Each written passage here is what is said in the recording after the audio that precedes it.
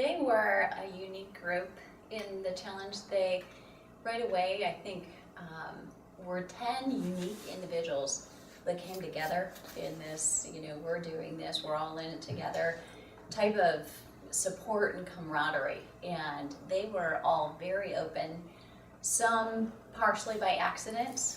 There were a lot of life stressors that happened to our small group of 10, which I'm sure is just a slice of pie.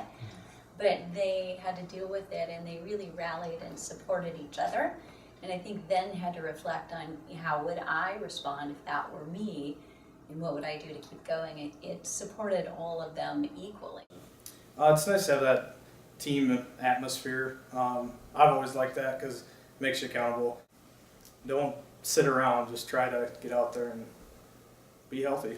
As you approach tackling lifestyle changes, that don't try to do it on your own.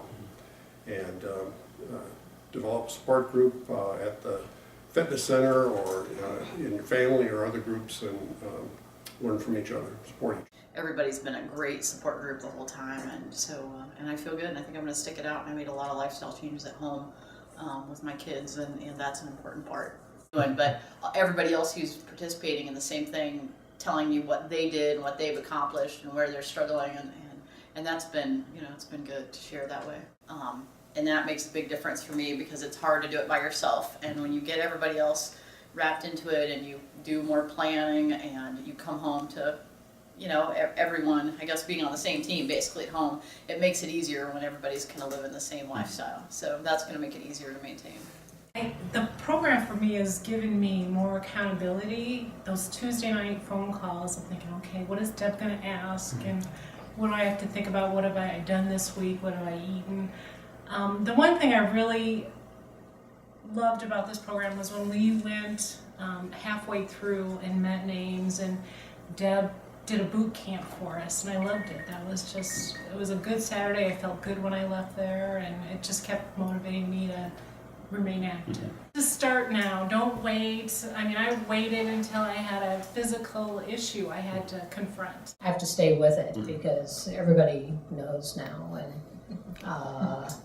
and you just have to get started. So once you get started and it becomes routine, it's like getting up and going to work every day. The Tuesday night call, I had paper in front of me also taking notes of different things people said they had tried to eat, or they really liked this, or a website where they got information. I'd write it down and go look it up another day. Do it. This one, like. Well, when I started, I was thinking, I've done this so many times and I just don't know if I'm up for doing this again. So I was kind of apprehensive to even get started. Like, that's just a little too much for me. But now, since we've done it, I can't wait to keep going. Try again. It's worth it to keep trying. The readiness was, I was there, I was amped, day one, and I think I'm still amped. Like, I'm still ready to go, and I'm not finished with this process at all. I'm still on the journey, and I'm still taking it day by day. And so, get up and get active, buy a pedometer. I've seen changes in myself and in how I view exercise. That's not something that I naturally like to do, but I found that as I do it more, I miss it if I'm not doing it, so that's a good thing. I also had the experience where I thought the scale wasn't moving as fast as I wanted it to, and then I started noticing other changes in how my clothes fit, people's response to me, so the scale doesn't say it all, and I've moved off of that as my measurement. It was Amber who made me smile the biggest back there, saying, I am so looking forward to